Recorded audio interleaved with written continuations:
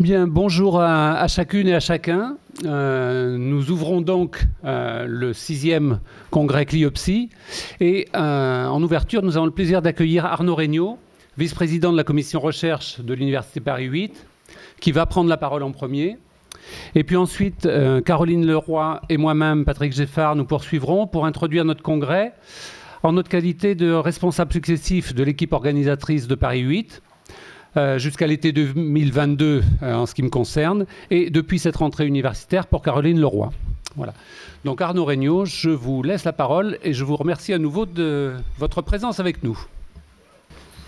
Merci beaucoup. Donc, je vous prie d'excuser l'absence d'Annick Allègre qui était prévue au programme et qui n'a pas pu se libérer ce matin. Donc, je la remplace. Et au seuil de ce colloque, je vais aborder le sujet qui vous préoccupe de manière un petit peu latérale, puisque votre discipline n'étant pas la mienne, je fais un pas de côté, alors même que je me trouve sur le seuil. Donc c'est pour moi un honneur que d'ouvrir la 6e édition du Congrès international Cliopsy, éducation et formation, filiation et affiliation à l'épreuve de l'incertitude, qui témoigne de la vivacité du réseau international qui s'est tissé autour d'une réflexion par essence pluridisciplinaire, qui donne toute sa place à la réflexion psychanalytique dans le champ des sciences de l'éducation. Je tiens à remercier chaleureusement les organisatrices et les organisateurs d'avoir supporté un projet de cette envergure, confronté tout du long aux aléas que connaît tout événement de cette ampleur. Or, si d'un point de vue philosophique, je cite par sa structure même, un événement est inconditionné, nulle part il n'est possible comme tel, il doit s'annoncer comme impossible, imprésentable, monstrueux. Fin de citation. Derrida. Ce projet, bien qu'assorti d'un programme, n'a certes rien à voir avec la répétition machinique dont on connaît le rapport avec la mort, et en cela n'échappe pas pour autant à l'incertitude de la rencontre avec l'autre en tant qu'il est radicalement autre, dans ce qu'il a de non prévisible et d'inassimilable, mais qu'il convient pourtant d'accueillir sans condition. Bienvenue à toutes et à tous. Cette démarche scientifique, régie par une méthode propre à son épistémologie, ne cesse d'être mue par une interrogation critique qui remet en doute ses propres fondements au péril de l'expérience, voire de l'épreuve de l'aporie, à commencer par cette première incertitude. Au même titre que l'expérience du mourir, dont aucun témoignage n'est possible, peut-on faire l'expérience de l'aporie. Or, c'est toujours sur ce fil aux bords indécidables, tendu entre héritage et rupture symbolique, que s'élabore la production d'un savoir dont l'horizon aporétique est précisément le gage d'une ouverture. Et c'est cette ouverture qui ménage la possibilité de l'événement, ou pour le dire encore avec Derrida, la possibilité de l'impossible, comme ce qui arrive. Pour replacer ce colloque dans un contexte plus immédiat, j'aimerais rappeler que nous sommes entrés dans une zone d'incertitude assez troublante, avec ce qu'on désigne désormais en français comme l'ère de la post-vérité. Le terme est d'abord apparu dans l'espace anglophone, post-truth, désigné comme mot de l'année 2016 par le dictionnaire d'Oxford, alors que sa première occurrence est attribuée au dramaturge américano-serbe Steve Tešić, qui l'avait employé dans un article paru en 92 dans The Nation, article qu'il conclut en pointant la préférence du peuple pour le mensonge d'État plutôt que de se voir confronté à la vérité crue de l'action politique. Plus récemment, dans son ouvrage intitulé « La faiblesse du vrai », Myriam Revaud-Dallon remet en perspective la question de la vérité en politique en proposant 2 régimes de vérité. La vérité rationnelle, c'est-à-dire la vérité qui relève du savoir scientifique et dont la preuve est établie par l'expérimentation scientifique. Demain, le soleil ne se lèvera pas à l'ouest. C'est une réalité scientifique qui se fonde sur les constantes des lois naturelles. Deuxième catégorie, la vérité de fait, vérité menacée d'indistinction avec l'opinion à partir du moment où les catégories du vrai et du faux cessent d'être opératoires. Or, si Myriam Revaud-Dallon s'intéresse plus particulièrement à la seconde catégorie de vérité, il me semble que le discours scientifique fait l'objet d'attaques tout aussi préoccupantes, en ce qu'elle menace de le reléguer dans le domaine de la contingence, ouvrant la voie à un relativisme généralisé, fondé non pas tant sur l'administration de la preuve ou la qualité de l'argument, mais sur la viralité d'une infox, en d'autres termes, le nombre de fois où elle aura été partagée sur les réseaux sociaux. Car le nombre de vues, c'est-à-dire le nombre de fois où une infox aura été partagée, pose également la question fondamentale du partage du monde en tant que monde commun, et partant de la place du sujet. Mais reprenons la question de la vérité scientifique. On peut très bien imaginer que demain, telle ou telle conjecture scientifique soit falsifiée par une nouvelle méthode expérimentale. Mais comment réagir si toute science devenait soudain impossible? Cette spéculation relève à dire vrai de l'imaginaire de la fiction hors science, tel que défini par le philosophe Quentin Meillassoux, imaginaire où la possibilité même de l'expérimentation scientifique serait abolie dans un monde devenu chaotique.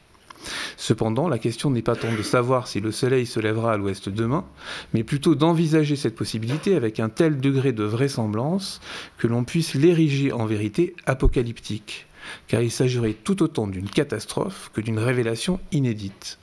Un tel monde serait-il encore envisageable en tant que monde commun, dès lors que les constantes naturelles seraient devenues contingentes?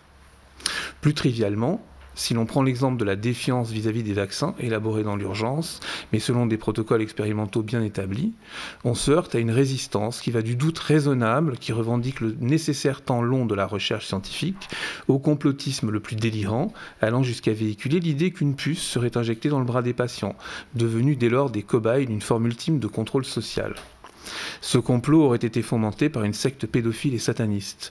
On aurait pu tout aussi bien évoquer quelques factions islamo-gauchistes. C'est l'un des ressorts du mouvement QAnon qui a porté Trump au pouvoir. Or, dans les deux cas, c'est bien l'autorité politique qui se trouve remise en cause jusque dans les fondements scientifiques sur lesquels elle s'appuie. Ou peut-être est-ce l'inverse, car la prolifération des discours d'experts vise aussi à accréditer certains discours politiques sur les plateaux, ce qu'on a pu qualifier de technosolutionnisme, dans une confusion préoccupante des sphères médiatiques, politiques et scientifiques. L'expert sert ici de caution à la parole politique, quitte à dévoyer la réalité scientifique. À partir du moment où, contre toute réalité objective, Donald Trump peut affirmer qu'il a cessé de pleuvoir au moment où il a pris la parole, le soleil se lèvera peut-être à l'ouest après tout. C'est un fait alternatif. De même, le vaccin vise à affaiblir la nation américaine, clament les partisans de QAnon.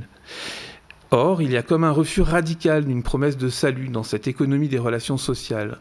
Mais encore faut-il croire au miracle, c'est-à-dire avoir foi dans le discours scientifique, lui accorder crédit donc, et ce d'autant plus qu'il est porté par une parole politique. En effet, c'est à partir de ce discours que le pouvoir politique tente de fonder son autorité. Il s'agit pour lui de substituer l'adhésion volontaire à la coercition punitive. Il n'est pas fortuit que le mouvement des anti-masques et des anti-vax relègue le discours des experts au rang de croyance et conteste l'autorité scientifique, devenue instrument du biopouvoir politique qui régule les corps, définissant une chorégraphie de gestes barrières et de distances à respecter. Ce même mouvement met en doute la fiabilité scientifique et réclame la preuve scientifique véritable par opposition à la croyance dogmatique ou crédule en l'autorité des experts. C'est une forme de réaction auto-immune dirigée contre cette abstraction technoscientifique qui nous arrache à ce que serait la spontanéité vivante, indemne, spontanéité d'une vie émancipée de la machine, paradoxe de cette image inversée de la technique qui vise précisément à la préserver de toute contamination virale. Selon un mécanisme auto-humain, le fantasme de la transparence absolue garantie par l'accès ubiquitaire à l'information se retourne en théorie du complot. On nous ment, la vérité est ailleurs, j'en suis certain. Or, la mise en données du monde participe d'un réductionnisme abstrait qui vise à simplifier ce que le cerveau humain ne saurait embrasser d'une seule pensée, ce qui conforte, en d'autres termes, le triomphe de la raison calculante, clairement située du côté de la machine, comme en témoigne le recours généralisé à des algorithmes de plus en plus complexes qui traversent toutes les strates de notre quotidien et orientent ce qui relève de l'information pertinente en fonction de nos goûts, par opposition à notre esprit critique, selon une boucle récursive qui ne fait que renforcer la sphère du même, sans jamais prendre le risque de l'altérité radicale dans toute sa singularité, par opposition au nombre qui fait foi. Quoi de plus rassurant en effet que la vérité des nombres derrière lesquels s'abriter? Or, c'est là toute l'erreur consistant à vouloir instaurer l'idée d'une certitude qui nous rendrait invulnérables, car imperméables à l'événementialité de l'événement, puisqu'après tout, nous aurions déjà tout calculé, à commencer par la mort, dont l'expérience nous reste inaccessible et pourtant définit notre condition. En effet, le concept de vulnérabilité ne doit pas être compris comme un affaiblissement du soi, mais comme la possibilité même d'être affecté par l'autre en tant que radicalement autre, de manière imprévisible.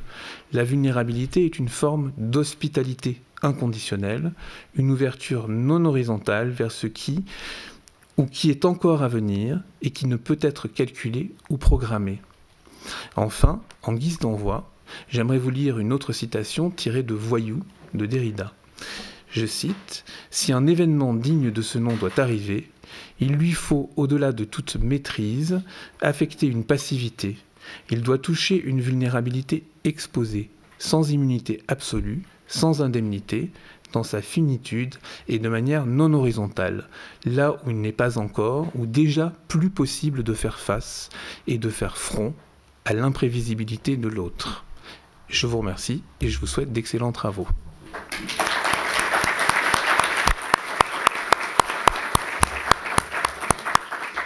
Merci beaucoup Arnaud Regnault pour cette belle ouverture. Pour notre part, c'est au nom du comité d'organisation de ce 6e congrès Cliopsy que nous vous souhaitons la bienvenue à l'Université Paris 8. C'est une deuxième fois le congrès Cliopsy à l'Université Paris 8, pas une répétition pour autant, hein, j'espère, puisque l'édition 2013 s'y était déjà tenue. À cette époque, la manifestation s'était déroulée en grande partie dans les archives nationales qui sont toutes proches. Et aujourd'hui, nous sommes heureux de pouvoir vous accueillir dans la nouvelle maison de la recherche, relativement nouvelle, mais la pandémie fait qu'on la redécouvre et donc elle est à nouveau nouvelle grâce à la pandémie en quelque sorte. Comme vous le savez, le thème de cette année est donc centré sur les questions de filiation et d'affiliation, appréhendées par le prisme de l'incertitude. Aujourd'hui, l'incertitude occupe une place importante, ça vient d'être rappelé, hein, parfois centrale dans les différentes dimensions de notre vie. Je crois qu'il n'est pas nécessaire de donner des exemples. Chacune et chacun pourra associer librement et singulièrement sur ce sujet-là. Dans un contexte où les fantasmes d'un possible contrôle du monde social, comme des individus qui le font et l'habitent, sont particulièrement puissants, il est peut-être vital justement de reposer la question de l'incertitude afin de tenter de se dégager ou dégager les potentiels effets créatifs qu'elle peut contenir, plutôt que de se contenter d'activer des processus défensifs, croyant comme ça s'en protéger. Lors de la préparation du congrès, nous avons dégagé plusieurs axes de réflexion dans lesquels viennent s'inscrire les communications que vous pourrez entendre durant ces 2 jours, sous forme de conférences, de tables rondes, de symposia ou d'ateliers.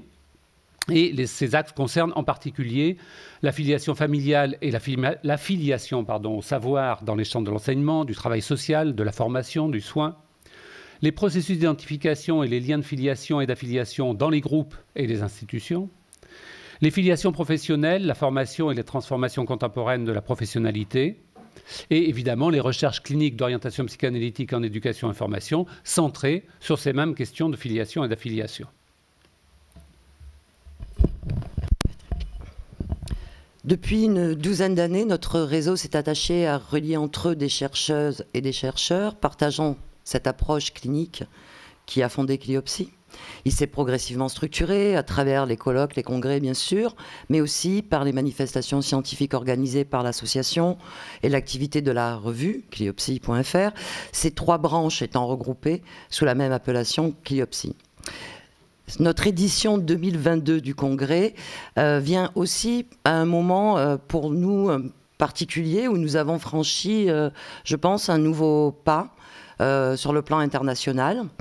Aux partenaires, j'allais dire historiques, ou à ceux qui nous ont rejoints ces dernières années et qui développent donc leurs travaux au Luxembourg, en Grande-Bretagne, en Italie, en Amérique du Sud, sans oublier notre collaboration de longue date, elle aussi, avec nos collègues du réseau latino-américain REPSI, vient aujourd'hui s'ajouter la coopération avec le réseau Éducation et Psychanalyse, fondé au sein de la Fédération européenne EREA, une association européenne de recherche en éducation.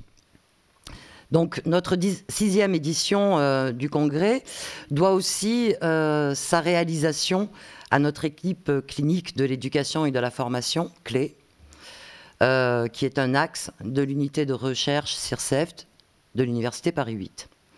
Cette équipe a en effet, si j'ose le jeu de mots, joué un rôle clé, c'est le cas de le dire, depuis plusieurs mois et nous en profitons à nouveau pour saluer son travail qui a permis que cette manifestation se concrétise.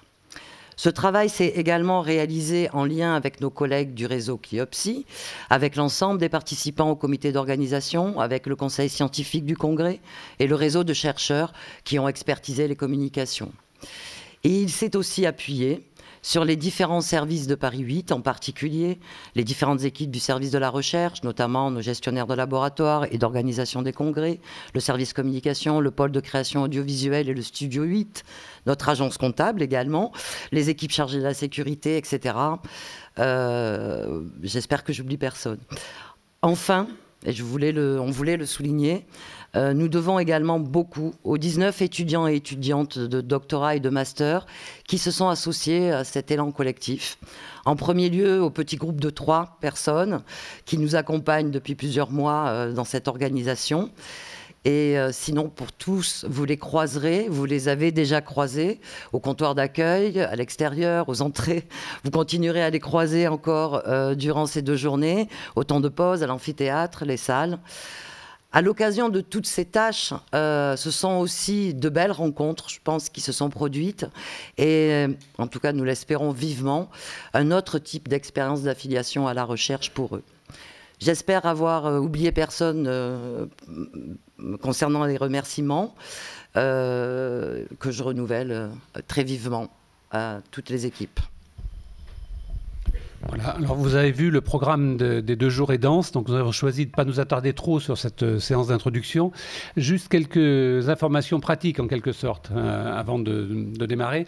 Il y aura un lien de streaming qui sera disponible pour les séances qui se tiendront dans cet amphithéâtre.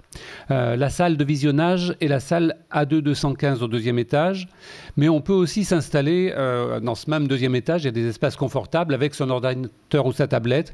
On a fait ce choix parce que peut-être certaines personnes souhaiteraient justement maintenir plus de distance physique éventuellement, etc. Bon voilà, donc c'est une possibilité qui est offerte. Ensuite, dès cet après-midi, les ateliers seront répartis dans différentes salles dont l'accès n'est pas forcément aisé pour qui ne connaît pas les lieux. Donc dès votre retour de la pause repas dans cette maison de la recherche, il y aura des étudiants référents de chaque salle d'atelier qui pourront vous y conduire dès 13h50. Donc on repérera les gens avec un petit carton qui indiquera salle d'atelier, numéro temps, etc. Je signale aussi que dans les documents qui vous ont été remis, un programme modifié a été joint. La modification porte sur la première table ronde. Et aussi une coquille, l'atelier 2 ne se déroulera pas en salle A425, comme c'est indiqué, mais en salle A426.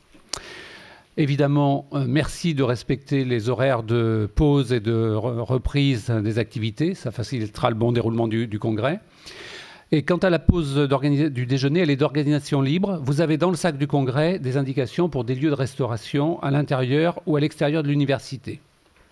Et puis enfin, nous avons fait le choix du présentiel pour ce congrès. Le congrès, c'est aussi l'occasion pour notre réseau de se retrouver à la suite des périodes de pandémie. Mais nous savons aussi que la pandémie n'est pas forcément derrière nous. Donc vous avez des masques à l'accueil, n'hésitez pas à les utiliser si vous le jugez utile. Voilà. Merci, nous vous souhaitons un excellent congrès et des rencontres et échanges aussi stimulants que possible. Bonjour à toutes et à tous. J'ai le plaisir ce matin d'ouvrir cette première conférence où vous allez entendre successivement Jacqueline Godefrin et Jean-Pierre Lebrun. Patrick et moi jouerons le rôle d'animateur. Je ne crois pas qu'ils aient besoin d'être animés, mais enfin, en tous les cas aussi d'animateurs pour les questions que soulèveront leurs interventions. Les questions venant de la salle, on espère que ce sera le plus interactif ou dynamique possible. Alors, en préparant ce congrès sur la problématique de l'affiliation et des affiliations à l'épreuve de l'incertitude, il nous a paru comme inévitable de nous emparer d'un point qui traverse et même travaille le réseau Cliopsy, celui des affiliations différentes à la psychanalyse. Ce point est d'autant plus complexe que s'entremêle dans ces affiliations la question du rapport au savoir psychanalytique de chacun et chacune, mais aussi le rapport à sa clinique, celle de la cure, et bien évidemment la question du transfert par laquelle s'est noué pour beaucoup d'entre nous ce rapport-là. Il faut tout de suite rappeler que notre réseau n'est pas un réseau psychanalytique, mais qu'il rassemble des chercheuses et des chercheurs et des professionnels soutenant une orientation psychanalytique en sciences de l'éducation, mais aussi pour l'éducation. De même qu'il encourage, ça a déjà été dit, les approches cliniques dans ce domaine. Claudine Blanchard-Laville, ici présente, nous a très vite proposé de lire votre ouvrage, Ce qui est opérant dans la cure. La manière dont vous soutenez dans cet ouvrage le débat théorique entre plusieurs orientations psychanalytiques, freudiennes et lacaniennes pour schématiser, nous a inspiré l'invitation d'aujourd'hui. Il s'agit pour nous, en effet, de faire entendre des éléments du dialogue que vous avez eu pendant de nombreuses années avant d'aboutir à ce livre, dialogue qui se poursuit toujours. Nous en avons été les témoins en préparant, Patrick, Claudine et moi, le débat avec vous. Dans votre discussion à 4, il ne faut pas oublier Lisa Balestrière et Pierre Malingro, co-auteurs de cet ouvrage, on repère clairement une double nécessité, celle de la confrontation théorique, mais aussi celle de la compréhension des manières différentes de travailler en fonction de ces références théoriques. L'incipit de votre livre donne le ton, et je vais vous citer. La psychanalyse n'a pas pour vocation de mettre les gens d'accord. À l'initiative de l'un d'entre nous, nous avons néanmoins voulu mettre à l'épreuve un dialogue et une élaboration commune entre psychanalystes d'orientations différentes.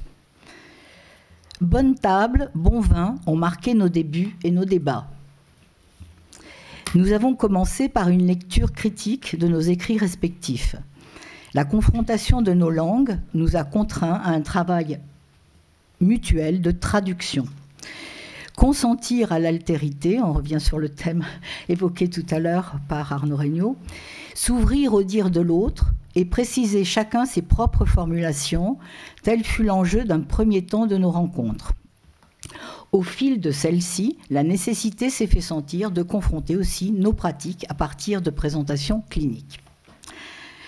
Seriez-vous d'accord pour dire que la mise à l'épreuve des langues respectives a supposé que tout le monde commence par s'émanciper de la langue tribale, voire de la langue de bois, celle des tribus évidemment, et donc s'émanciper du refuge de sa propre langue. D'ailleurs, vous avez insisté lors de nos échanges sur ce que vous avez appelé la patte commune, ce qui dépasse les clivages d'école et de référence et permet de résister face à ce qui menace la psychanalyse elle-même, ce que l'un de vous a appelé le discrédit du travail d'élaboration psychique actuel. Nous allons entendre tour à tour, après une brève présentation, vos interventions. Je passe la parole à Patrick. Oui, en courte présentation, Jacqueline Godefroy donc, est psychanalyste, diplômée en psychologie. Elle est membre de l'Association psychanalytique internationale, l'IPA, et de la Société belge de psychanalyse, qu'elle a présidée un certain temps. Elle a enseigné à l'Université libre de Bruxelles, elle exerce à Bruxelles auprès d'adultes et d'enfants, et elle assure des supervisions d'analyse, de psychothérapie d'orientation psychanalytique et d'équipes de santé mentale.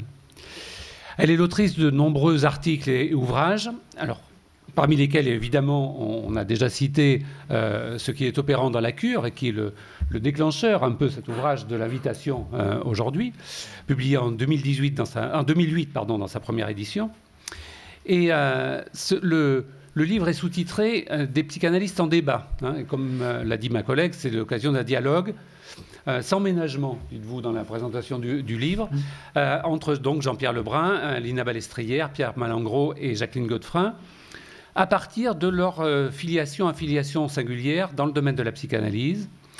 Et dans cette confrontation, ce dialogue, ils ont mis à la question, c'est peut-être un peu fort, on dit comme ça, mais discuter leur position, leur pratique d'un point de vue technique, conceptuel, surtout clinique, je crois, en articulant des différences qui ne peuvent être réduites, qui sont au contraire assumées, mais avec un souci commun de penser ou de repenser par soi-même quelques concepts fondamentaux de la psychanalyse, ainsi que les aléas de sa pratique, tout en évitant de s'inscrire dans une logique de répétition ou de reprise d'un discours déjà là.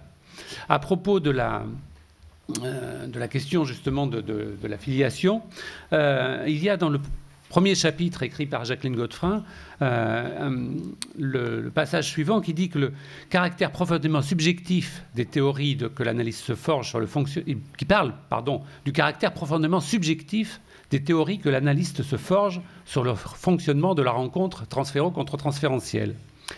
Et elle dit que cette subjectivité n'est pas auto-engendrement, ou n'est pas qu'auto-engendrement d'ailleurs, comme c'est écrit plus précisément chez l'analyste, qu'elle s'est forgée au fil de sa propre histoire analytique, de l'empreinte laissée par ses analyses personnelles, ses superviseurs, l'appartenance à une société bien particulière, la rencontre avec des courants de pensée analytiques, la découverte de nouvelles théories répondant à des interrogations restées latentes, etc.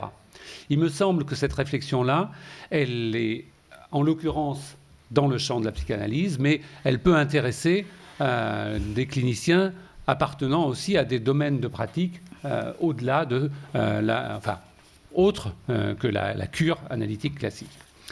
Dans le même ouvrage, d'ailleurs, Jacqueline Godefroy situe son identité analytique groupale, c'est votre formule. Elle dit ne se revendiquer d'aucun auteur particulier, sinon de Freud. Et plus loin, lorsqu'elle présente sa théorisation personnelle du travail possible avec des patients dits état limite, elle mentionne ce qu'elle doit aux apports de Marianne Nicklin, puis de Winnicott, puis de Bion. Et donc on peut voir là une certaine filiation, me semble-t-il. Bon, ce type de présentation est forcément très court, mais trop succinct. Ça risque de ne pas faire percevoir la richesse, l'étendue d'une pensée singulière, vivante, qui me semble propre à provoquer chez le lecteur des interrogations inattendues parfois. Le lecteur parle pour lui-même, peut-être, mais je pense que ça peut être valable pour d'autres aussi. Donc je vous conseillerais de lire Jacqueline Godefroy. Et sans pouvoir mentionner toutes ses publications, je signale quelques titres, comme Les deux courants du transfert, sous-titré Le symbole entre corps et psyché, paru au PUF, Comment la féminité vient aux femmes, au PUF également, et plus récemment, Psychanalyse au-delà de la parole, le corps, aux éditions RS en 2019. Et puis je termine avec un propos d'un petit article assez récent dans la revue belge de psychanalyse, intitulé « Quand le cadre chavire ». Dans ce texte, Jacqueline Godefroy étudie les effets produits par les ruptures de cadre induits par le confinement dû à la crise sanitaire, du côté de l'analysant, mais aussi du côté de l'analyste, et à propos des deux dimensions qu'elle désigne comme le cadre inanimé et le cadre incarné. Cet écrit est daté dans sa construction pour souligner le besoin éprouvé de se situer dans l'instabilité inquiétante dont nous ne connaissons pas le devenir, dit-elle. Donc il me semble qu'il n'est pas surprenant que nous l'ayons invité dans le cadre de ce congrès, non ? À mon tour alors de dire quelques mots sur Jean-Pierre Lebrun. Jean-Pierre Lebrun est psychiatre, psychanalyste, installé à Namur en Belgique. Il a présidé l'association lacanienne internationale. Nous nous sommes rencontrés, je crois, Jean-Pierre, il y a 20 ans, si je ne me trompe pas. Tu nous avais invités, Françoise Petitot et moi-même, à présenter notre livre « La fabrique de l'enfant maltraité » à Namur. À l'issue de cette journée, nous avions publié ensemble un petit bouquin « Avatar et désarroi de l'enfant roi ». J'avais lu à cette époque ton ouvrage « Le monde sans limite » qui entrait fortement en résonance avec mes travaux de recherche portant sur l'adolescence menés aux côtés de l'ami Serge Lesourd. Tu as depuis lors beaucoup publié. Plusieurs de tes travaux... Tu t'en vas? J'ai fait une gaffe.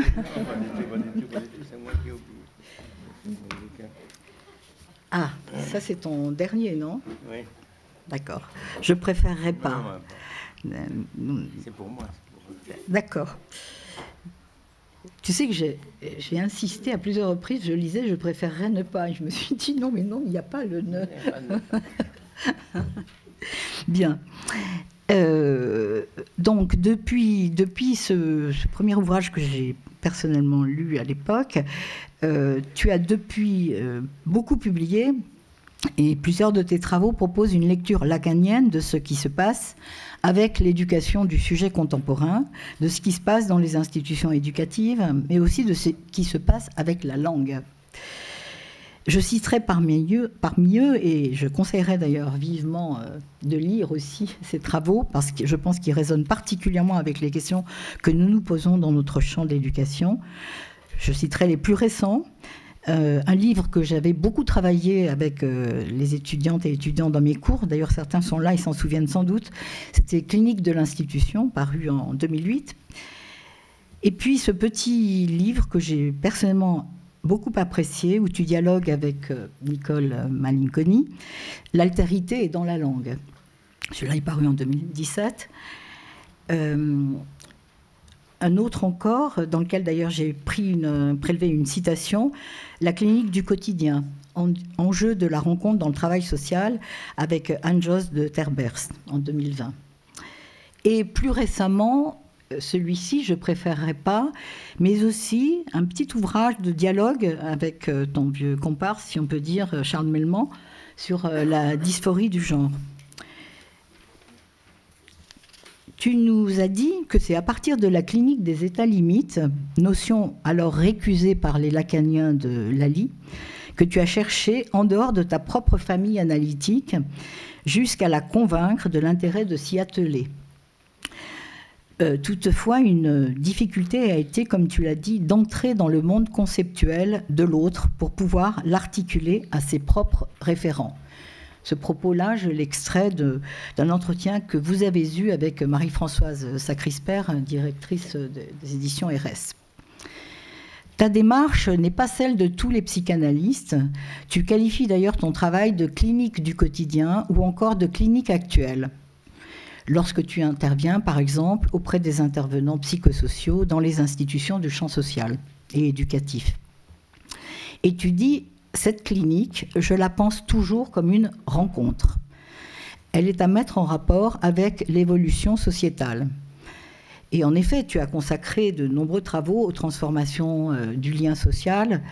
Et je retiendrai spécialement du vaste corpus de ton travail ce que tu dis de l'engagement subjectif, parce qu'il me semble que ça résonne particulièrement avec les questions que nous nous posons au sein de Cliopsy, que nous nous posons en tant que cliniciens, par exemple animant des groupes d'analyse de la pratique. Autrement dit, cet engagement subjectif est aujourd'hui en difficulté chez le sujet contemporain, difficulté à pouvoir soutenir un acte, par exemple, dans une équipe de travail. D'autant que le sujet contemporain est souvent délégitimé dans ses fonctions. Tu dis d'ailleurs, en reprenant une formulation de Lacan, les professionnels sont nommés à être des accompagnants au travail d'assistance ou d'éducation, et ils ne sont plus des représentants du discours social. C'est justement ce hiatus ou cet écart ou cette impossible possibilité, excusez-moi, mais je pense que c'est un peu comme ça, cette impossible possibilité de soutenir une place, et en particulier une place dans l'institution et dans le discours, dont je pense que tu pourras sans doute aujourd'hui nous enseigner. Voilà, je pense que maintenant, on va laisser la place à votre dialogue. Merci en tout cas. C'est vrai que, comme Laurence vient de le rappeler, avec gentillesse, j'ai toujours été, quand j'avais écrit Un monde sans limites, heurté un peu par le dénigrement lacanien de ce qui s'appelait les états limites. Pas du tout parce que je contestais qu'il ne fallait pas interroger cette affaire, mais parce que ce dénigrement allait de pair avec une sorte de refus de prendre en compte quelque chose qui, pour moi, était bel et bien là et qui est à situer du côté de la clinique des gens qui ne sont ni psychotiques, mais pas non plus les névrosés que l'on connaissait habituellement. Je parle là comme je me parlais il y a 20 ans. Hein, bon. Et dans cette dynamique, parce que j'avais eu la chance à l'époque d'être justement président, alors du coup c'était un peu embêtant d'estimer que le président disait des conneries. Alors ils en sont sortis, ils ont fini par dire bon, on va faire des journées là-dessus. Ce qui était pas mal finalement, hein, plutôt que de partir dans un, non pas un débat, mais un nouveau combat.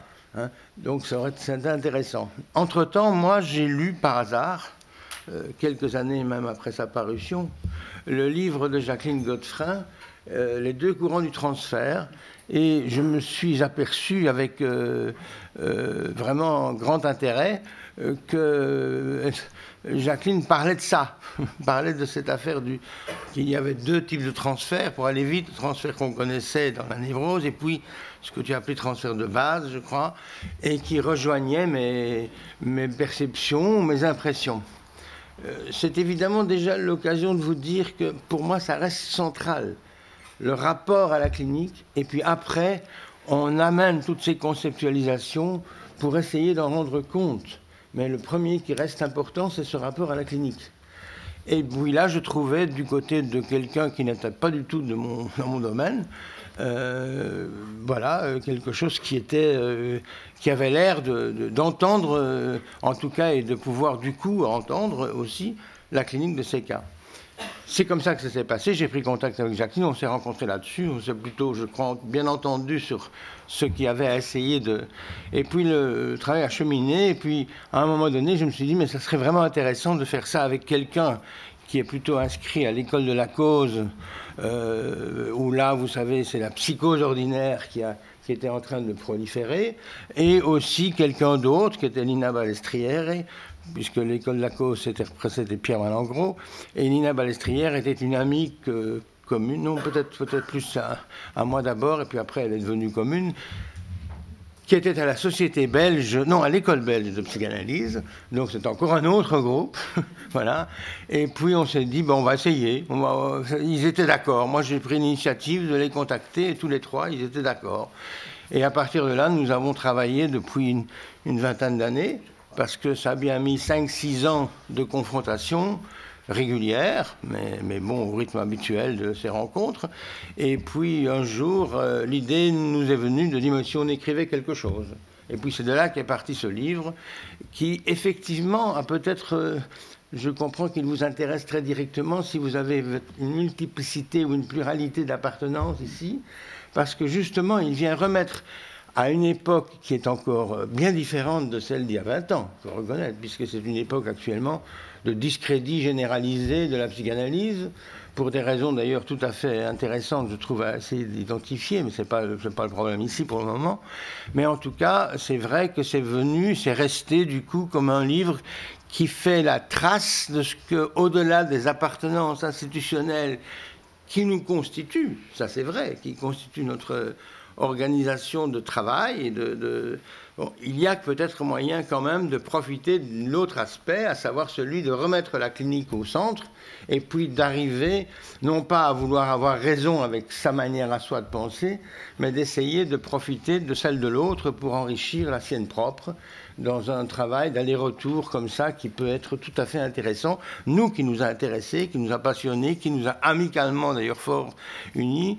Malheureusement, nous avons assisté au décès de Nina Balestrière il y a déjà un petit temps. Et puis Pierre Malengros actuellement n'est plus du tout à fait en mesure non plus de participer à ça. Donc nous sommes les deux derniers survivants de l'opération. Mais voilà, on n'est pas fini de témoigner aussi de ce que les autres qui ne sont pas là sont avec nous dans cette perspective. Voilà ce que je voulais un peu vous dire simplement pour situer comment ça s'est joué, de manière très simple finalement. Il n'y a pas eu de grande... Simplement, il a fallu sortir de ces...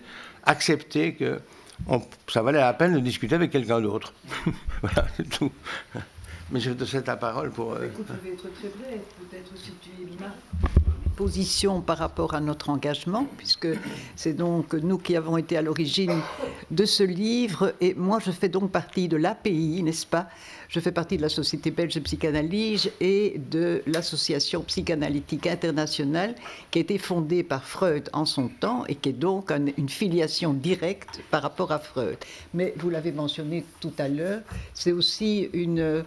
Nous sommes aussi très ouverts à tous les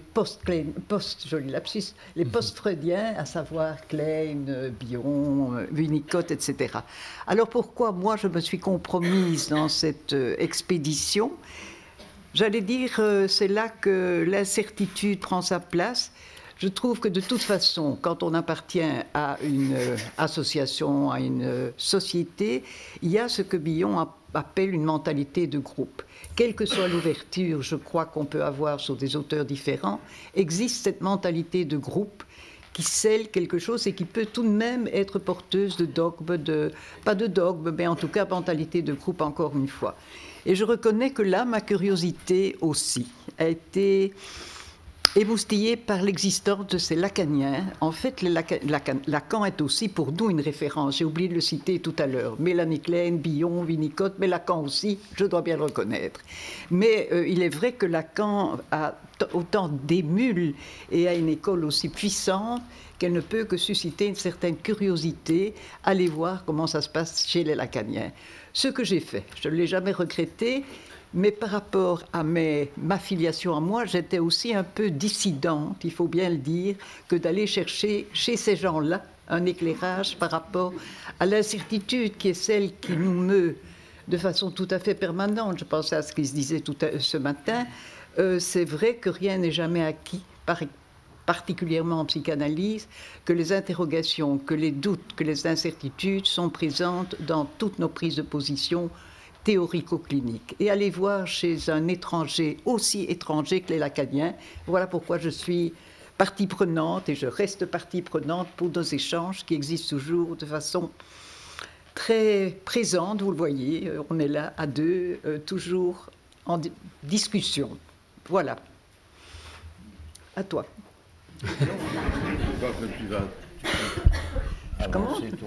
Je commence mon truc. Oui, non, ça va la venir. Ah bon, bien. Je vais y aller. Alors disons que là, moi, j'ai choisi de partager avec vous un aspect... vous croyez que ça va pas? On fait des gestes, des petits signes, peut-être le micro un peu plus près. Ah bon. Alors si je commence, je vais vous dire que j'ai pour ma part choisi d'être la clinicienne, ce que je suis surtout. Plutôt que théoricienne, je suis clinicienne. Et vous savez que Freud a défini la psychanalyse selon 3 axes, celui de la cure traditionnelle, de la psychothérapie qui est très contestée à l'heure actuelle, enfin qui n'est plus à l'ordre ce qu'elle a été jadis, mais aussi comme un laboratoire d'observation du fonctionnement mental et la possibilité, à partir de là, de construire des théories psychanalytiques.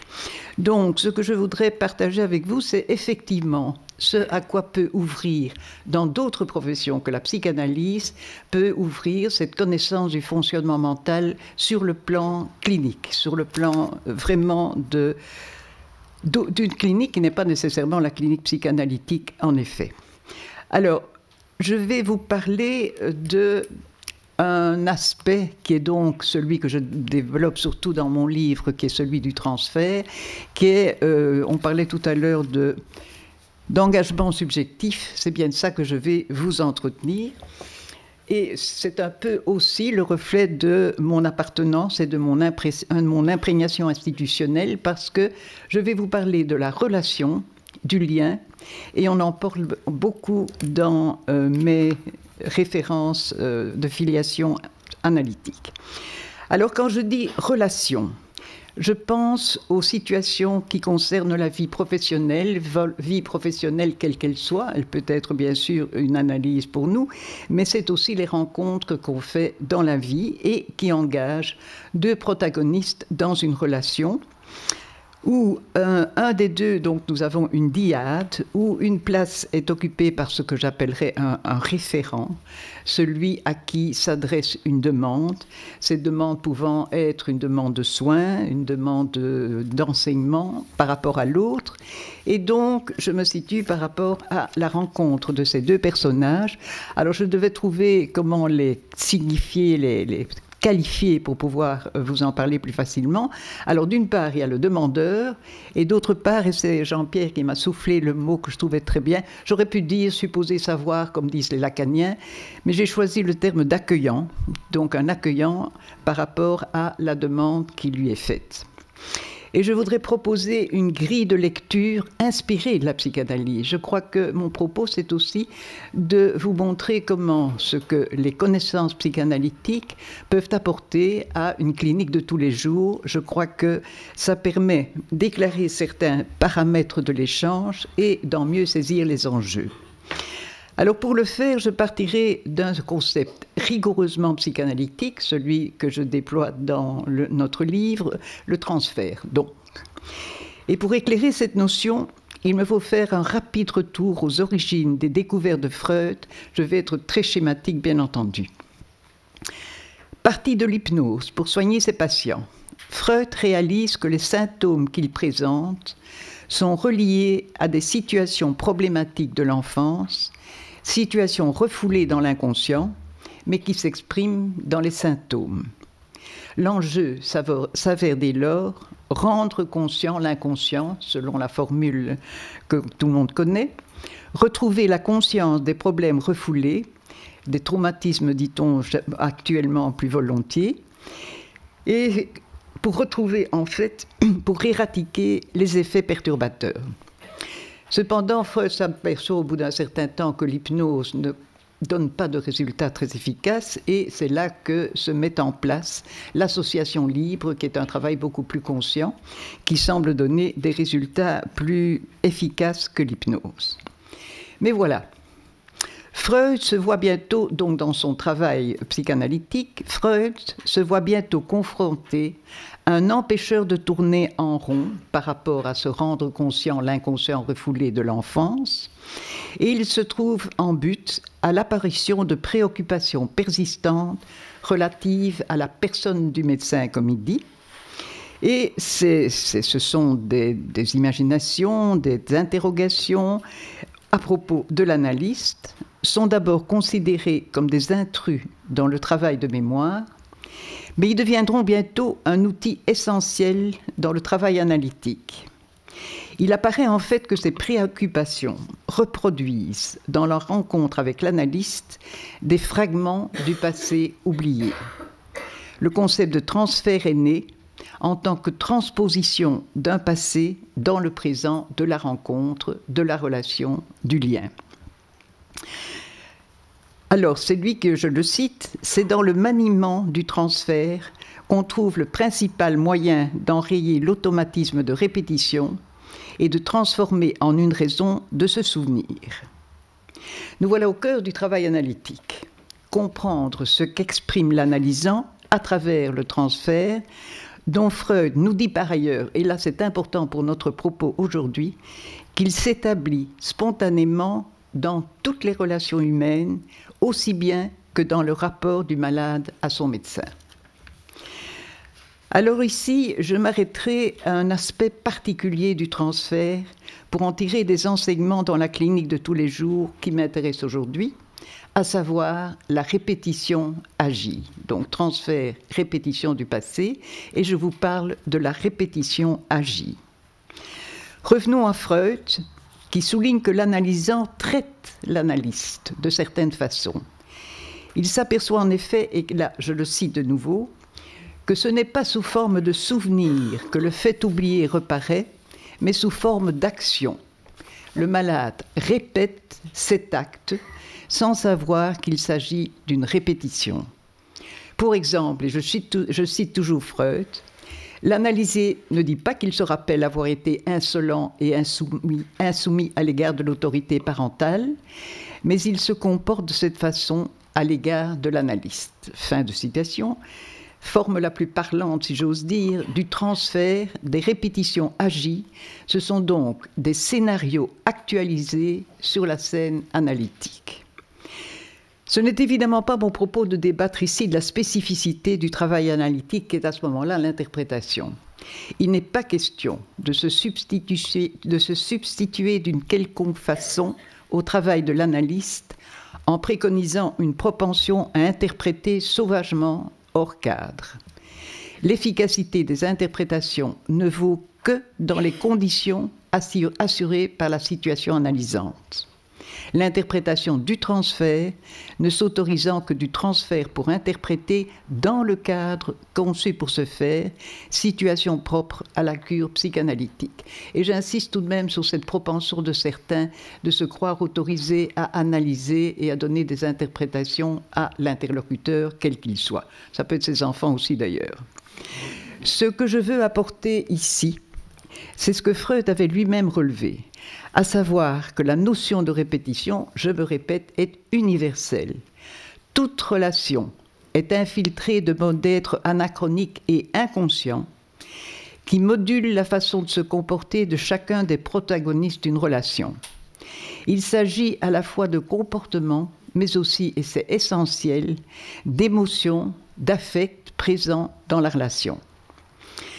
Quand je dis chacun des protagonistes, c'est bien insister sur le fait que les deux interlocuteurs de la relation sont concernés. Dans nos préoccupations actuelles, je veux dire dans notre courant de pensée, l'intérêt pour le contre-transfert que les lacaniens réfutent violemment, enfin ne s'intéressent pas. Donc l'intérêt, c'est de temps en temps, il y a une incise comme ça qui fait que nous nous faisons un clin d'œil de discussion possible, qu'on a eu d'ailleurs, bien entendu. Donc, le contre-transfert occupe pour moi aujourd'hui aussi une place privilégiée en dialectique avec le transfert.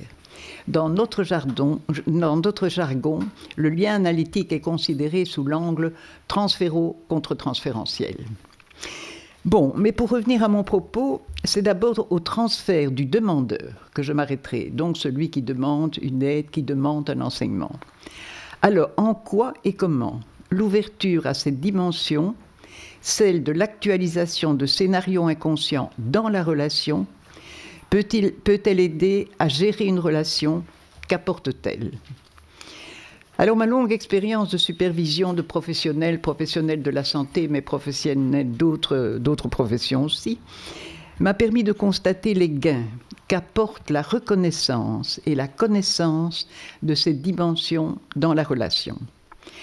Premier gain, pour l'accueillant, la reconnaissance du fait que certains comportements de mode d'être, d'émotion de l'interlocuteur ne lui sont pas adressés personnellement, mais relève d'un passé qui le concerne, inscrit en lui, mais méconnu. Et je crois que cette reconnaissance permet d'accepter, voire de supporter avec plus de légèreté, des attitudes parfois déconcertantes et y réagir adéquatement. Alors je vais très simplement vous donner un merci. Un exemple clinico-habituel. Je pense à un professeur dont l'idéal professionnel inclut une attitude ouverte, compréhensive dans sa rencontre avec ses étudiants. Et c'est un idéal qui lui tient à cœur et auquel il s'accroche. Et le voilà confronté à un élève terrorisé qu'aucun effort de sa part n'arrive à apaiser. Il peut se sentir irrité, déçu que son idéal soit si mal accueilli, si mal compris. Et dès lors se montrer lui aussi irrité, agacé d'être si peu récompensé de ses efforts, installant ainsi une relation en impasse fermée sur elle-même. Or, je pense qu'une issue à une situation de cette nature s'avère possible si l'accueillant, le professeur en l'occurrence, reste ouvert à l'idée de l'existence d'une réaction qui ne le concerne pas, mais répète une situation du passé. Bien évidemment, j'y reviens, il ne s'agit pas de pensée interprétation, et j'y tiens, vous le voyez. La situation ne s'y prête d'ailleurs pas, rien ne permet à l'accueillant de comprendre les modalités de la répétition. Mais l'ouverture à la dimension de l'inconscient, qui se dit en deçà de la dimension relationnelle de la relation, conduit à une plus grande distance pour accueillir ces mouvements incongrus. Or, le scénario répété du demandeur comprend l'inscription d'une réponse de la part de l'accueillant et l'incitation, ce qui est important, une certaine pression à cette réponse qui reproduise quelque chose de l'attitude parentale qui initia le mode d'être inadéquat du demandeur. une attitude neutre et bienveillante. Alors l'expression neutre et bienveillante est une expression qui s'adresse essentiellement à l'analyste. Nous sommes censés être neutres et bienveillants jusqu'à un certain point. Bref, elle peut se transposer pour tout un chacun. Une attitude neutre et bienveillante de l'accueillant évite en tout cas le risque d'installer une situation de répétition à deux, désagréable pour les deux protagonistes de la relation, et qui, de surcroît, renforce pour le demandeur le maintien d'une attitude anachronique justifiée par la réponse de l'accueillant du monde extérieur. Qui plus est, et c'est essentiel pour mon propos, en transposition de ce qui se passe aussi dans la cure et qu'on peut théoriser dans la cure, cette possibilité d'accueil neutre et bienveillante permet que s'instaure ce que j'appelle une expérience correctrice. Une attitude neutre et bienveillante peut contribuer à émousser l'impact de l'inscription inconsciente, héritière d'un passé révolu, et en cela, remplir un rôle thérapeutique indirect. Reste à considérer tout de même un paramètre supplémentaire déjà évoqué, le contre-transfert de l'accueillant, lui aussi inconscient. Et je crois que cette dimension inconsciente qui spécifie l'abord psychanalytique me paraît tout à fait essentielle. Nous sommes tous les objets, les jeux de notre inconscient. Nous avons tous un inconscient qui se manifeste et dont qu'il s'agit de prendre en compte. Reprenons cette fois la situation contre-transférentielle et inconsciente de notre professeur. Son irritation peut certes paraître un mouvement relativement naturel qu'il lui reviendra de contrôler, mais elle peut, elle aussi, être surchargée du poids de son inconscient. Pourquoi, par exemple, cette sensibilité, voire cette susceptibilité à l'accueil réservé à son souci d'être ce bon prof ? Et si d'aventure cette volonté revient au souci impérieux de prendre le contre-pied d'un père abusivement autoritaire, intransigeant, imperméable au dialogue, ou au contraire à la contrainte interne de rester fidèle au modèle de totale sollicitude incarné par la mère toute dévouée, à l'accueillant de rester ouvert à une interrogation sur lui-même qui l'aide à se dégager de contraintes inconscientes qui le figent dans des attitudes répétitives, elles aussi inconscientes. Alors je terminerai par une remarque plus générale. Mon propos s'inscrit dans une démarche que promeut la mouvance psychanalytique, celle de privilégier l'élaboration psychique et de ce qui relève de l'agir, donner toute sa place aux pensées et aux mots pour le dire, pensées si cruellement défaillants à l'heure actuelle. Mais ce serait un autre débat. Merci de votre attention.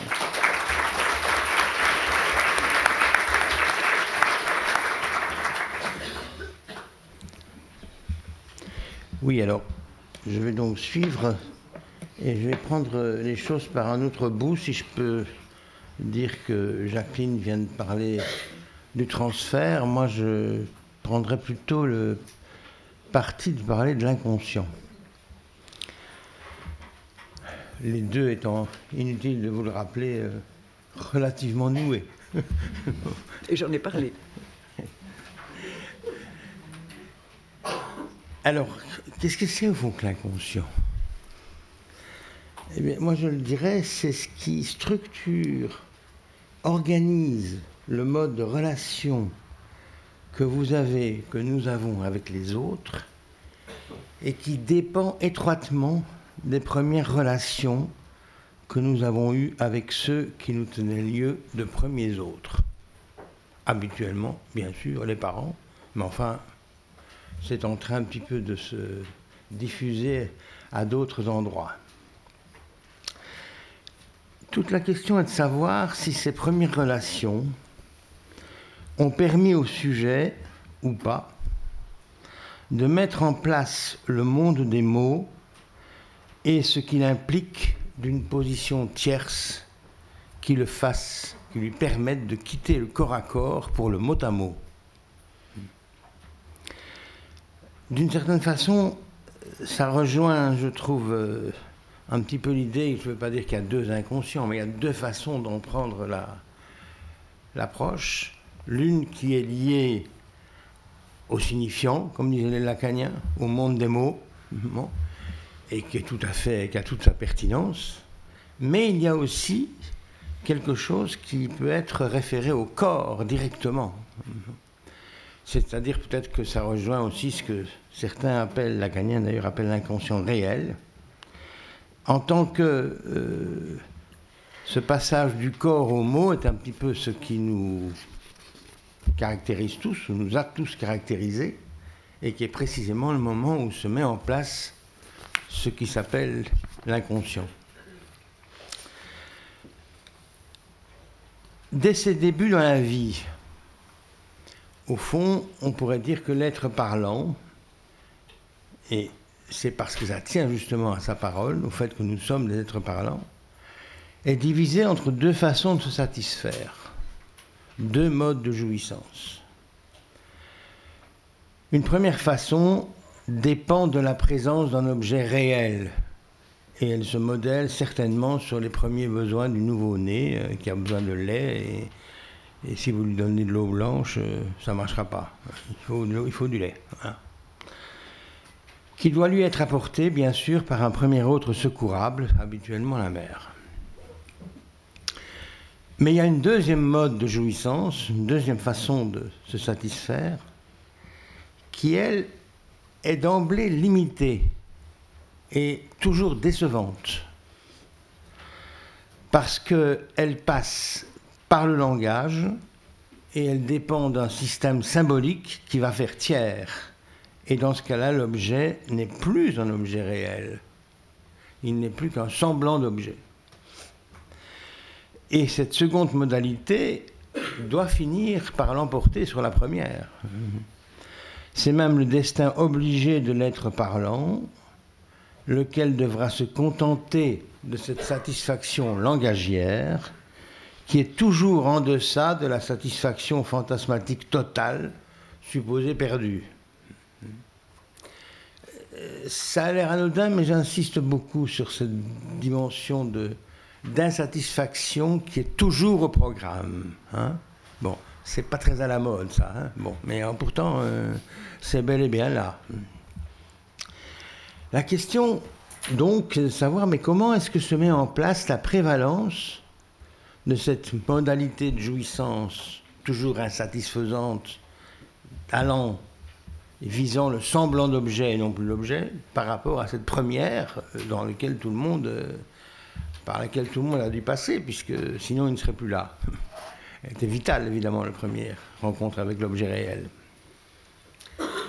Alors je crois qu'on a l'habitude de penser qu'il faut trois facteurs, qu'il y a trois éléments qui jouent.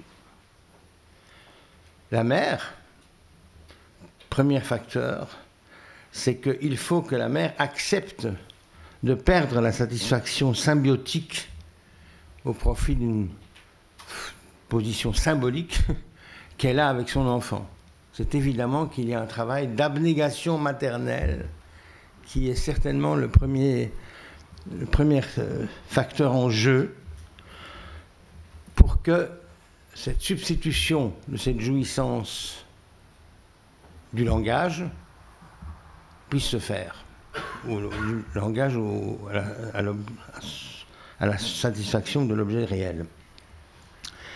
Deuxième élément, c'est évidemment la façon dont le tiers, le plus souvent paternel, et paternel ne veut pas dire papa de la réalité, hein, veut dire principe paternel, hein, va venir contribuer à faire accepter cette perte à l'enfant.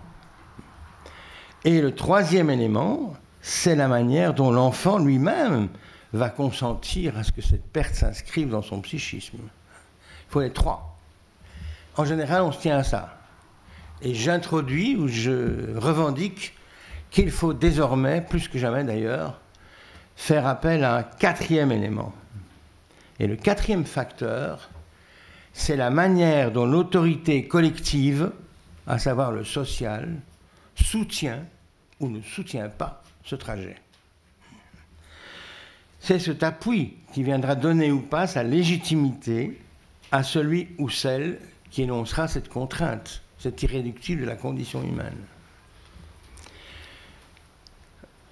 Ce qu'il est important de reconnaître, c'est que si cette perte, cet consentement à l'insatisfaction ne s'inscrit pas, vous inscrivez à contrario une exigence qui va aller jusqu'au ravage d'une satisfaction sans limite. Mais ce qui est important de reconnaître, c'est que la fonction structurante de l'interdit de l'inceste, c'est l'interdit de maintenir la relation symbiotique entre la mère et l'enfant, et que celle-ci s'instaure au sein même du milieu familial et est à corréler avec la perte de jouissance saturante qui doit s'inscrire chez tout sujet pour que parler en son nom propre lui soit possible. Dans le monde d'hier, c'était évidemment la mère qui assurait ce qu'il fallait de présence pour parer à l'immaturité du début de la vie. Et c'était plutôt à la charge du père, c'est un peu réparti comme ça, de venir fixer les limites et de rappeler qu'il fallait renoncer à certaines choses pour avoir sa place dans le social. Aussi à la mère, hein, mais enfin, ça se jouait plus ou moins comme ça dans le monde d'hier. Autrement dit, amour sans condition de la part de la mère, amour sous condition de la part du père. Cette polarité aidait l'enfant à en passer par la parole en acceptant le mode de satisfaction où jamais l'objet ne le comblerait entièrement. Mais voilà, aujourd'hui, cette différenciation des rôles a perdu sa légitimité. Suite au déclin du patriarcat d'une part, bien sûr, mais aussi à cause de l'incitation de plus en plus prégnante à jouir de l'objet de consommation.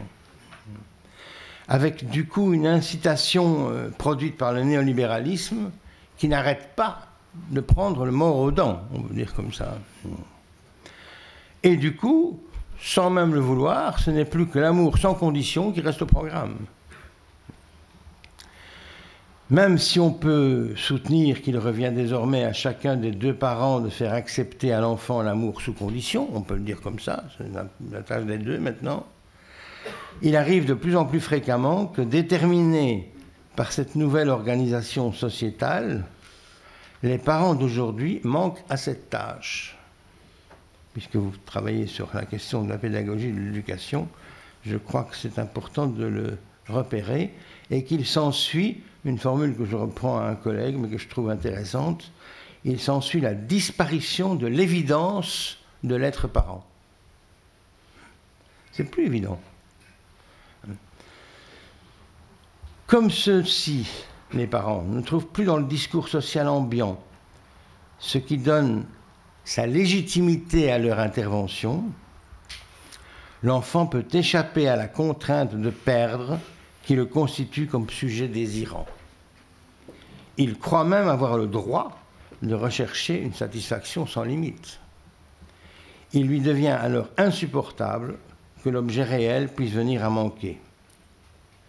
Voilà l'archétype des comportements d'addiction ou d'autres symptômes, comme par exemple celui de l'obésité.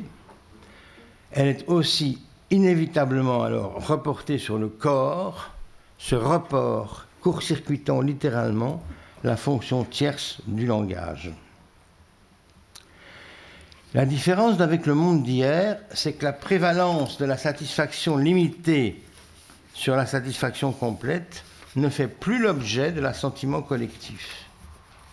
La première, satisfaction limitée, est récusée au nom de ce qu'elle participe de l'organisation symbolique de l'ancien monde, et la seconde est plutôt incitée à rester active, voire même invitée à devenir prévalente, aidée en cela implicitement par tout ce que permet aujourd'hui la technologie et le numérique. De ce fait, il faut le repérer quand même, la possibilité de soutenir un désir se trouve affaiblie, sinon même devenue, pour certains, hors de portée. Voilà pourquoi dans notre société contemporaine, on doit constater que la dimension incestuelle de la relation mère-enfant perdure plus facilement qu'hier. Par là, je ne vise pas un quelconque passage à l'acte sexuel, évidemment, mais un certain type de proximité, de symbiose, de collage que je nommerai inceste psychologique, qui fera d'emblée objection à la perte qu'exige la mise en place du désir. Tout ceci ne doit pas nous étonner, car, quoi qu'on s'en avise, le désir incestueux est le moteur de ce qui a présidé à la subjectivité de chacun. Il est le premier mouvement vers l'autre, ce mouvement vers le premier autre, dont chacun garde la trace dans son inconscient. Ce qui a changé, ce n'est donc pas l'existence d'un tel désir d'inceste, mais l'affaiblissement, voire la disparition de son interdit dans le discours sociétal. Et comme vous savez, on a fait remarquer que c'est un néologisme, ce mot sociétal, comme s'il parvenait à intégrer quelque chose qui d'emblée déjà se différenciait du social. De ce fait, ce sociétal ne soutient plus les parents dans la spécificité de leur travail. Ceci renverse implicitement la donne que relevait Freud dans Malaise dans la civilisation. Il écrivait ceci: « L'homme devient névrosé parce qu'il ne peut supporter le degré de renoncement exigé par la société au nom de son idéal culturel. » Eh bien, aujourd'hui, c'est l'inverse. Ce qui ne veut pas dire que le modèle décrit par Freud n'existe plus, c'est pas ça que je dis, mais il y a les deux. Aujourd'hui, c'est l'inverse. On pourrait dire l'homme devient malade.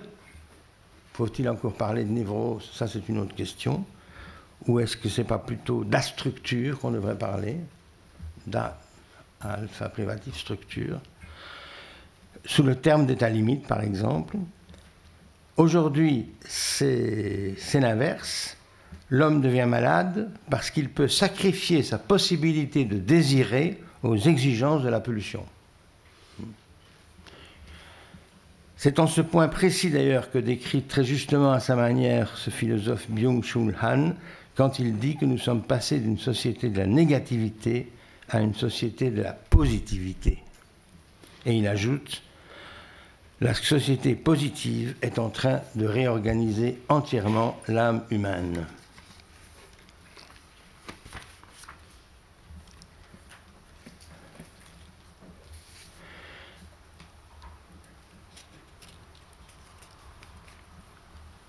Nous sommes souvent amenés aujourd'hui à devoir reconnaître un tel vœu là où il est à l'œuvre, ce vœu incestuel, c'est-à-dire un peu partout. Dans le fait que la temporalité n'a plus sa place, dans le refus de tolérer la distanciation entre la mère et l'enfant, les cododos et tous les machins bazar, dans la volonté d'éviter ce qui implique la condition d'être de parole, dans l'exigence d'obtenir toujours une réponse saturante, dans la nécessité de donner une solution à tout problème, dans l'urgence aujourd'hui revendiquée à tour de bras, dans l'exigence de réponses immédiates, dans le tout de suite qui se généralise. J'ai l'habitude, moi, de dire qu'il y a, à cause justement de notre statut de par-l'être, 3 lois non écrites qui nous organisent. C'est celle de l'autorité, de l'altérité et de l'antériorité, autrement dit de la temporalité, comme je viens d'en parler. Ce que j'amène là, c'est, au travers de ces 3 lois, je crois qu'elles sont mises à mal. L'altérité, ce n'est pas la différence, c'est tout à fait. La différence, c'est toujours penser, comme nous dit très bien François Julien, à partir de moi, tandis que l'altérité est partie à partir de l'autre. Bon. Eh bien, aujourd'hui, on veut bien sûr valoriser et reconnaître et tolérer les différences. Mais ce n'est pas ça le problème de l'altérité. Et c'est un problème qui est évacué, en quelque sorte. Le problème de l'autorité, on voit bien à quel point aujourd'hui, toute autorité est d'office domination, retour de modèle vertical, verticalité, enfin tout ce que vous voulez. Je ne vais pas développer ça, on peut le faire très longtemps.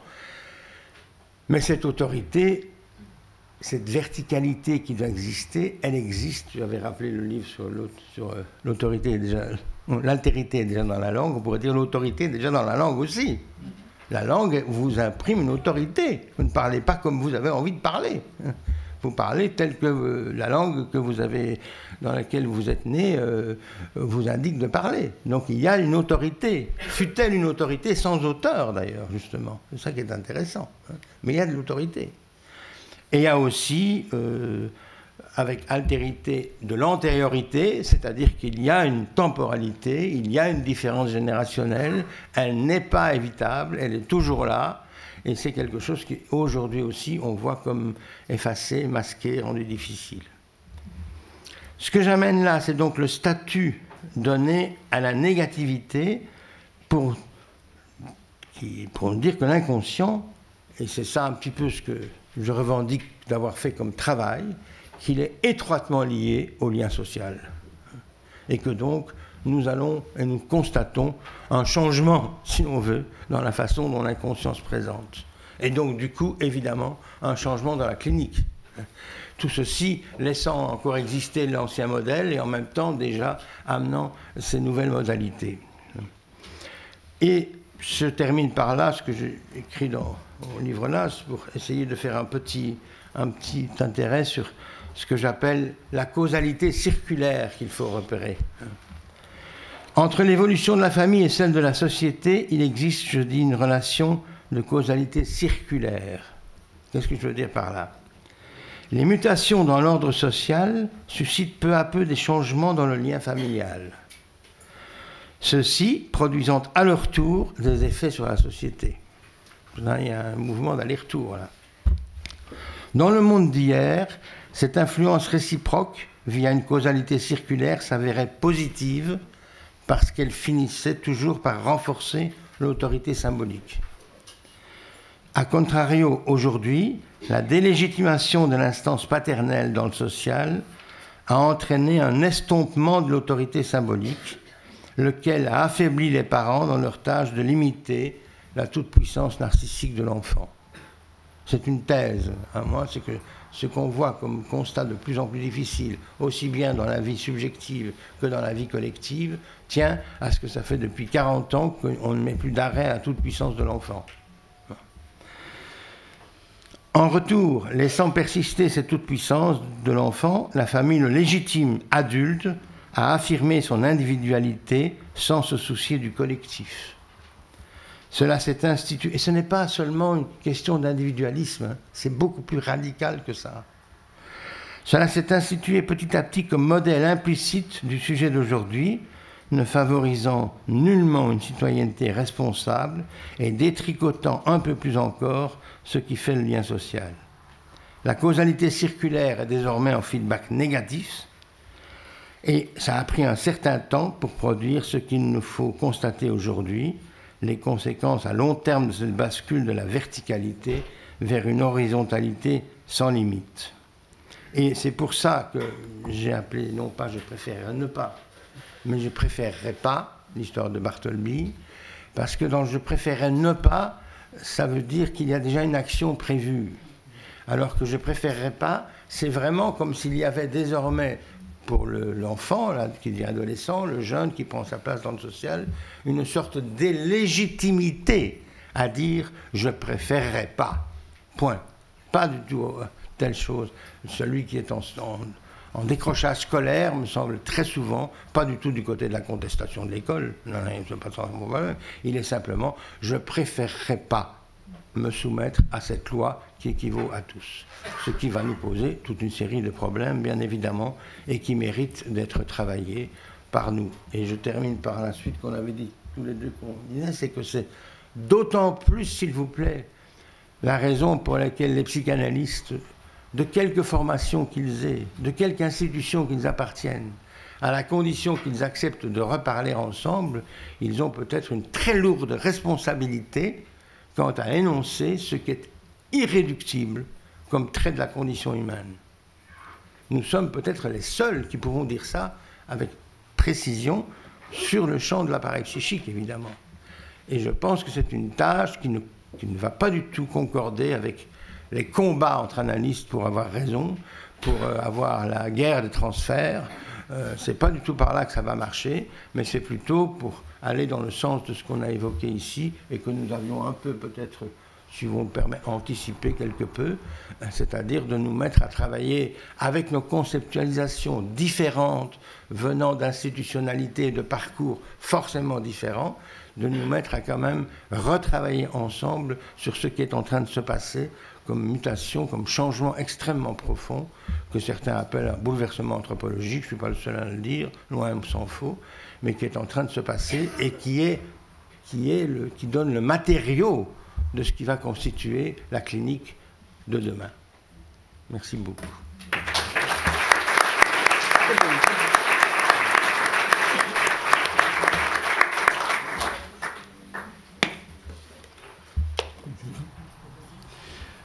Bon, donc c'est le moment où on va pouvoir poursuivre aussi le dialogue avec vous et avec les personnes qui souhaiteront y participer.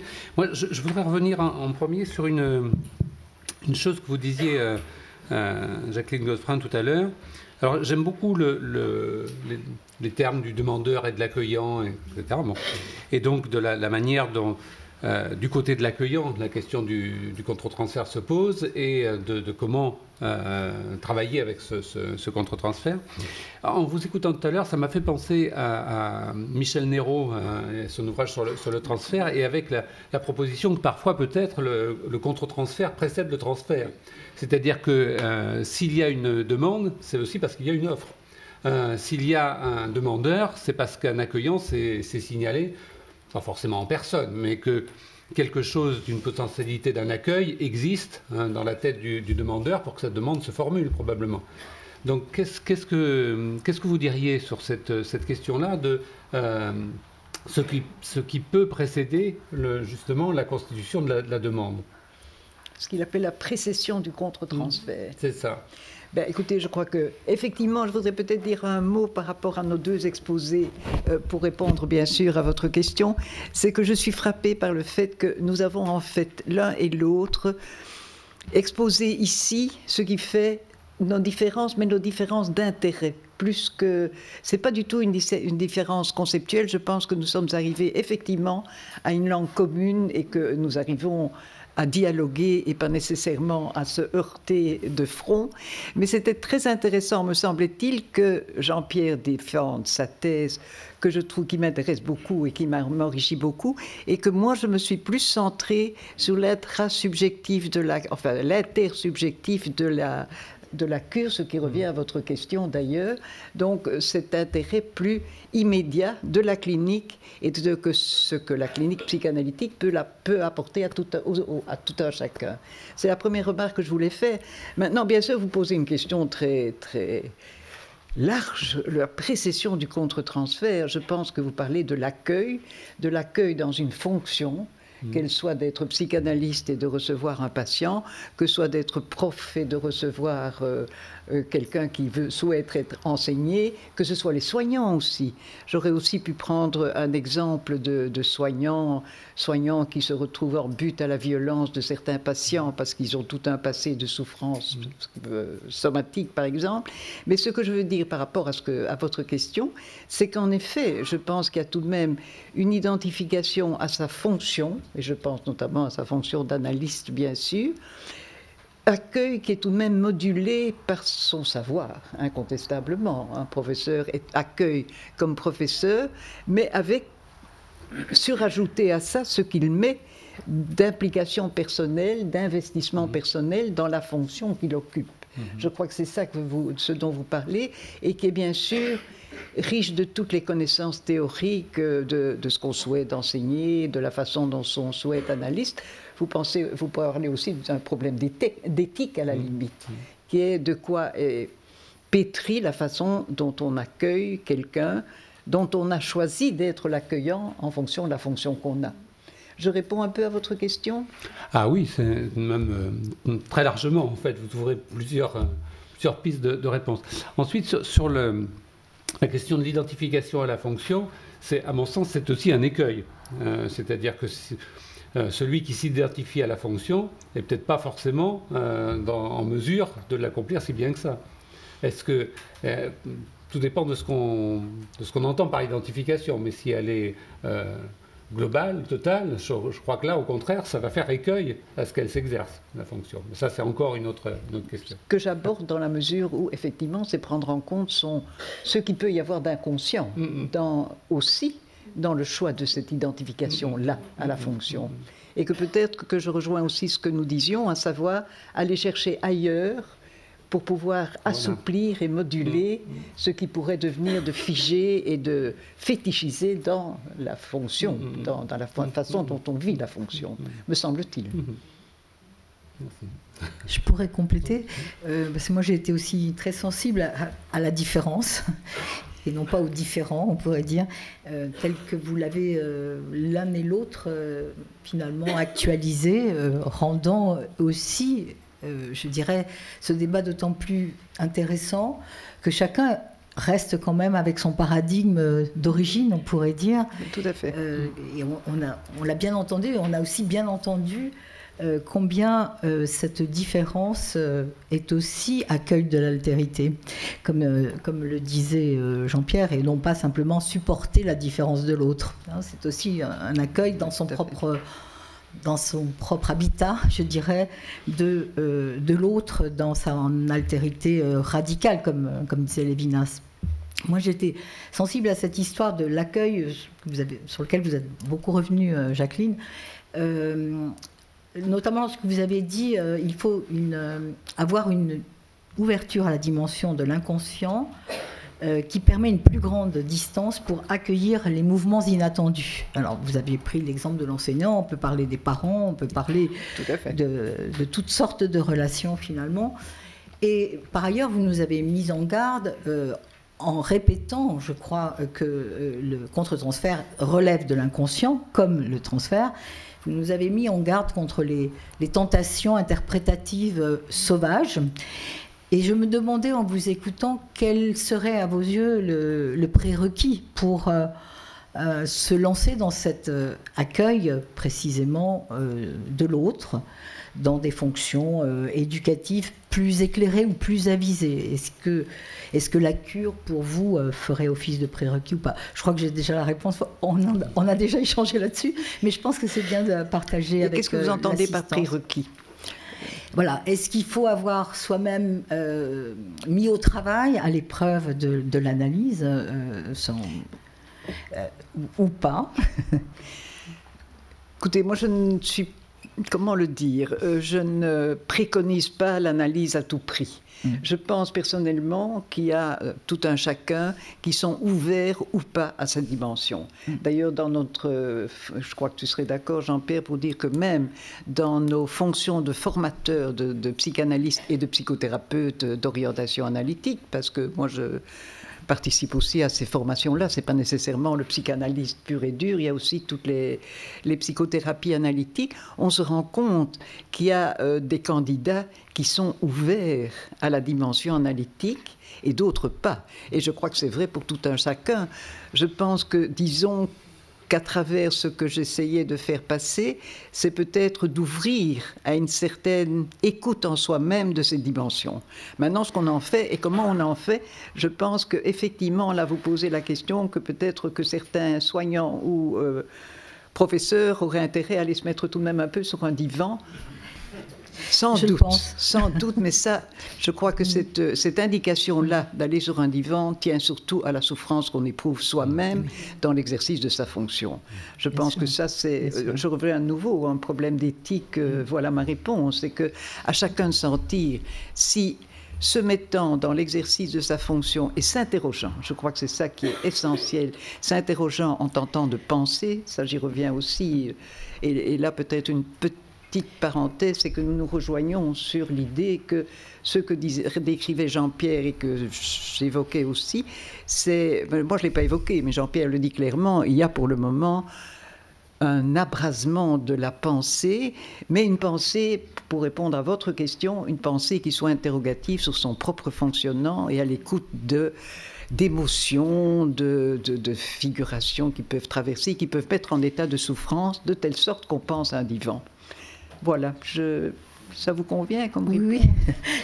Merci. Nous avions échangé sur ce point, notamment autour des craintes que l'on peut avoir de l'interprétation dite sauvage, non autorisée, comme vous le disiez tout à l'heure. Voilà. Merci en tout cas.